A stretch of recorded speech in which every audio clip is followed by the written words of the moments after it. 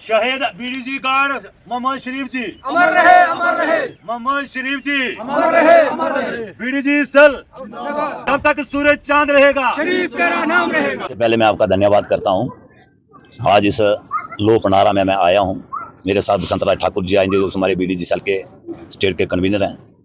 तो बड़ा दुख से आज मैं कहना पड़ रहा है और अफसोस भी है कि जो हमारा बीडीजी गार्ड भाई हमारे बीच में नहीं रहा है, जो मिलिटेंट से लुआ लेते हुए शहीद हो गए हैं। लेकिन आज मैं इस मीडिया के माध्यम से मैं उसको नाम शहीदों का तो दे रहा हूँ, लेकिन प्रैक्टिकल शहीदों का नाम तभी होगा जब उसके लिए सरकार घोषणा करेगी, पता लगेगा सभी को कि कोई शहीद हुआ है। और उसके बच्चों का मान सम्मान भी होना चाहिए, खासकर उन बच्चों का ध्यान भी रखना चाहिए। छोटी छोटी बच्चियां उनकी रह गई हैं, उनकी घरवाली है।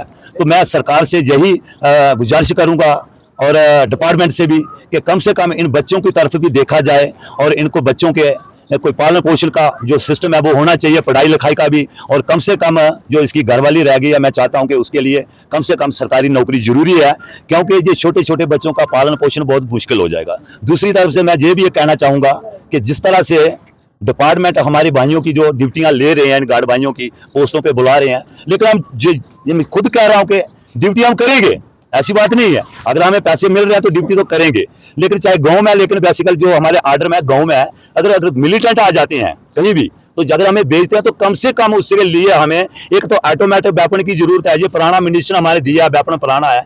तो जैसे जो मेरा साथी भाई हमारे से जो चला गया बिछड़ के, इसने कोशिश की है फायर करने की। मैंने साथियों से पूछा जो उसके साथ जुड़े हुए थे उस वक्त, तो वो कह रहे थे कि फायर किया उसने, लेकिन वो गोली चैम्बर में ही रही, आगे नहीं गई, फायर नहीं हुआ। तो देखो कितनी बड़ी एक घटना हो गई है। अगर वो फायर निकल जाता, अगर उसके पास ऑटोमेटिक वेपन होता, शायद वो दुश्मन को भी मार सकता था। सरकार भी देखे इसको, डिपार्टमेंट भी देखे इस पेपर, इस वेपन से कितने खराब हैं या कितना मिनिस्ट्री इनका खराब है, इसकी जांच हो जाती। और दूसरा, वो बंदा जो फायर करने वाला जिसको वेपन दिया था, उसको भी पता लग जाता कि टारगेट पे मेरी गोली लग रही है, टारगेट पर या नहीं लग रही है। तो मैं ये ज्यादा आज कोई कहने की बात नहीं है, क्योंकि आज तो दुख घड़ियों में हम शामिल हुए, इनके परिवार से हम आके मिले हैं। तो हम यही कहते हैं कि कम से कम सरकार को भी सोचना पड़ेगा कि वाकई जो बीडीजी हमने बनाई है पॉलिसी, वो भी अभी पूरे तरीके से लागू नहीं है। और जो इनकी सैलरी है इसकी भी बढ़ोतरी होनी चाहिए। और जो लोग ड्यूटियां कर रहे हैं उनकी थोड़ी सुरक्षा की जो जरूरी चीजें हैं वो होनी चाहिए। अगर जैसे हमारी कमेटी 10 से 15 लोगों की थी, उसके साथ हमने कहा था कि ऑटोमेटिक वेपन हो जाते, या अगर हमारा कोई कमांडर होता जो हमारी ड्यूटी लेता, सिस्टम से चलते। हमने सरकार को मैं ये कहना चाहूंगा कि आज आप मीडिया के माध्यम से कि इसको जरूर देखें और एक्शन लें। अगर हमारे पास सिस्टम नहीं है, हम सीधा जा रहे हैं, दुश्मन हमें मार रहा है, सीधी गोली हम एक भी फायर नहीं कर पा रहे हैं। सरकार को फिर मैं यही एक रिक्वेस्ट करूंगा कि भाई इस पे गौर फरमाएं और देखें कि वाकई इन लोगों के साथ क्या हुआ, ये सही हुआ या गलत हुआ है। जिस तरीके से आपको मैं बता दूं कि ये छोटी छोटी बच्चियां जो उनकी यहाँ रह गई, अप्रॉक्सीमेटली 15 ईयर्स ओल्ड से नीचे हैं ये सारी बच्चियां, तो किस तरीके से देखते हो, क्या नजरिया रहेगा आपका इनके लिए? देखो, ये मेरी भी बच्चियां हैं, ऐसी बात नहीं है, मेरी भी अपनी बच्चियां जैसी हैं। अफसोस है मुझे भी इस बात का कि जो छोटी छोटी बच्चियां रह गई हैं। तो मैं कहता हूं कि सरकार से यही कहता हूं कि कम से कम इनकी पढ़ाई का खर्चा भी उठाएं, और इन बच्चियों की कल शादी भी होनी है। ये लड़कियां कहां से कमाएंगी?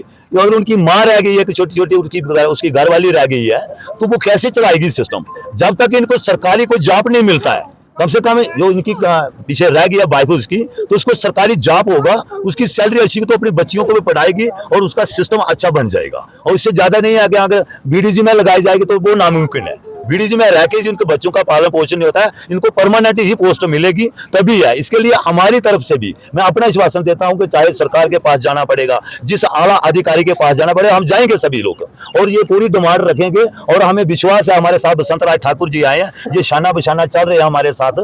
उम्मीद भी हमें है कि इनको अपना हक वो मिल जाएगा। जी ठाकुर साहब, जैसे आप इनका बीडीजी का जो नेतृत्व कर रहे हैं, तो कैसे देखते हो इस ऑर्डर को? सबसे पहले मैं आपका धन्यवाद करता हूँ। दूसरा, जो कल हादसा हुआ है, मोहम्मद शरीफ साहब को हम यहाँ पर श्रद्धांजलि भेंट करते हैं, क्योंकि एक बहुत बड़ा हादसा हुआ है। क्योंकि दुनिया में जो आया है उसने तो जाना है, जिस तरीके से हुआ उसकी हम पूरी मजम्मत करते हैं। और इनका परिवार जो पीछे रहा है, फातिमा बेगम जो इनका नाम है, इनकी जो 5 बच्चियाँ हैं, मैं भगवान से प्रार्थना करता हूँ कि इनको शांति दे परमात्मा। जो इनके घर से एक बहुत बड़ा हादसा हुआ है। रही बात इनके परिवार की, इनको शहीद का दर्जा दिया जाए। देखिए, जिस सम्मान के साथ कल यहाँ की पुलिस ने आज इनको दफनाया है, तो वही एक प्रमाण है कि उनको शहीद का दर्जा मिल गया है। क्योंकि कभी मैंने नहीं देखा कि किसी बीडीसी मेंबर को इस तरीके से सम्मान किया हो। इसको शहीद का दर्जा कल ही ऑर्डर हो चुका है, तभी जाके यहाँ पर एक पूरे मान सम्मान के साथ, जिस तरीके से एक आर्मी का जवान मरता था उसको घर लाया जाता था, उसको बड़े इज्जत और मान के साथ उनको दफनाया जाता था या संस्कार किया जाता था जिस भी कम्युनिटी में वो रहता था। तो मुझे पूरा भरोसा है, क्योंकि आज भी हम यहाँ पर आए हैं तो मेरी हाई कमांड की बदौलत मैं यहाँ पर पहुँचा हूँ। उन्होंने मुझे यहाँ भेजा क्योंकि उनको चिंता है इस परिवार की, तभी मैं यहाँ पर पहुँचा हूँ। इनका जो दुख है वो हम सब परिवार को दुख है, भारतीय जनता पार्टी को इस चीज़ का दुख है। और इनके परिवार के साथ जो मिलिटेंसी एक्ट के अंदर एक रिलीफ का पैकेज होता था वो इस परिवार को मिलना चाहिए।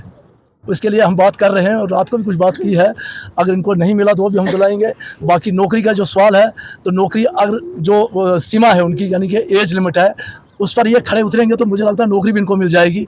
और इनकी बच्चियाँ काफ़ी छोटी हैं, तो इन बच्चियों का पढ़ाई का जो जिस तरीके से एक पुलिस के जवान को या आर्मी के जवान को दिया जाता है वो इनको मिलना चाहिए। इसके सरकार ज़रूर इस पर इम्प्लीमेंट भी करेगी, क्योंकि ये आदमी यहाँ एक तो बीडीसी वाले की बदौलत ये इलाके बचे हैं और बेचारों ने आज अपनी जान उगाई। सिर्फ एक चीज़ का मुझे दुख है यहाँ की पुलिस से कि यार इन लोगों को आप पेट्रोलिंग पर भेजते हो तो इनकी बंदूकों की हालात आपने कभी चेक की है? ये बंदूकें चलती कि नहीं चलती हैं? हम बार बार इस चीज़ पर बात कर रहे हैं कि इनको कम से कम इनकी ड्यूटी गांव में लगे, यहाँ पर बंकर बने, बंकरों के अंदर ये ड्यूटी दें, ना कि ये पहाड़ों पर जाएं पेट्रोलिंग करने के लिए। पेट्रोलिंग करके जाएंगे तो ये एक नहीं बचे, कैसे बचे भगवान जाने। तो एक ने शहीद होना था, शहीद हो गया, मगर बाकी बच के, शुक्र है परमात्मा का, बाकी लोग बच के। ये भी हम पुलिस से बात करेंगे, आइंदा इनको कहीं भी पेट्रोलिंग पर ना भेजा जाए, क्योंकि पेट्रोलिंग पर भेजने का मतलब क्या है इनका? ये गवर्नमेंट से डिमांड करके इनको ऑटोमेटिक वेपन मिलना चाहिए, क्योंकि ये 47 की बंदूकें हैं।